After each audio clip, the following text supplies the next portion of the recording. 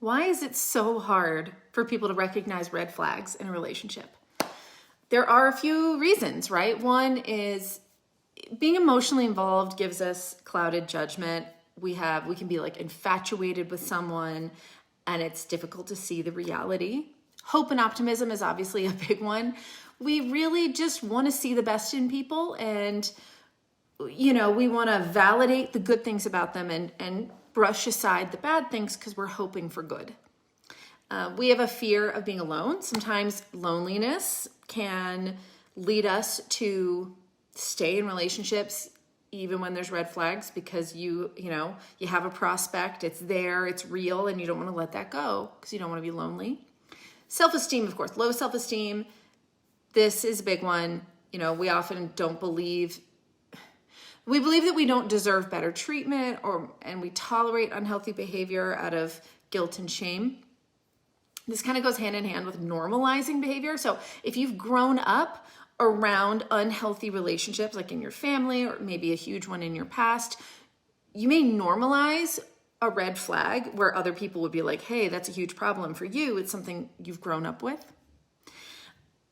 Also, often people with red flags are manipulators. So they're using tactics. They're gaslighting you. They're making it hard for you to trust your own judgment, telling you that that's not really what happened, or you're being too sensitive. And that makes it very hard.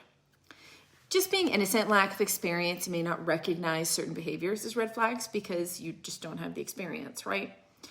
And sometimes if we're in too deep in a relationship, denial seems like the easier choice because it's very painful or scary to face this change that you would have to make if you talked about those red flags. You'd have to get out, and that's a huge change, and that can be scary. Of course, social pressure, like highly religious cultures and stuff, you may, stay in something because you believe you're supposed to, or you believe a divorce is bad, that sort of thing. And of course, we have that good old-fashioned hoping we can change someone thing. We can be the ones, we're so special and amazing that they change for us and only us. That can really make somebody feel special, but I promise you that is short-lived.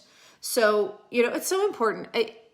Often when people end up in relationships with somebody that was giving all kinds of red flags, their friends will say something or their family will say something, and then they brush their family off, they brush their friends off, sometimes even get in arguments or end your friendships because they don't like your partner.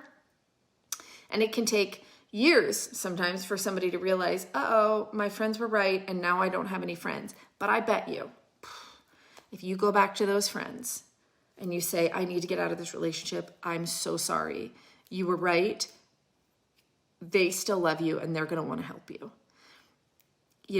They're going to understand, they're just going to be grateful that you're finally seeing it and that they can have their friend back or the family member back. So I know that it can be scary to feel alone if this has happened to you, but please believe you are not actually alone. Those people, they still love you.